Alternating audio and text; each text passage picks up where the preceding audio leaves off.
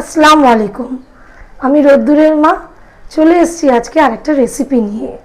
রেসিপিটি হলো চিংড়ি মাছের ভর্তা।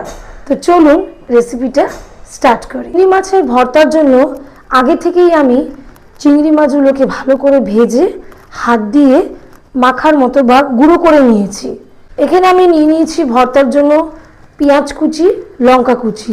এবার আমি চিংড়ি মাছগুলোকে এখানে ভালো করে দিয়ে দেব।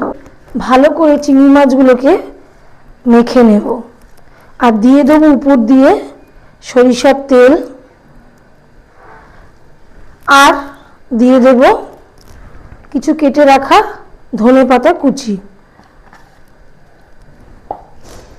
দিয়ে আবারও আমি ভালো করে এটাকে মেখে নেব। দেখুন রেডি হয়ে গেল আজকের চিংড়ির ভর্তা। খুবই সিম্পল, খেতে খুবই টেস্টি। তো আপনারা বাড়িতে অবশ্যই ট্রাই করবেন। তো আজকে এই পর্যন্তই। সবাই ভালো থাকবেন, সুস্থ থাকবেন। Tata, bye bye.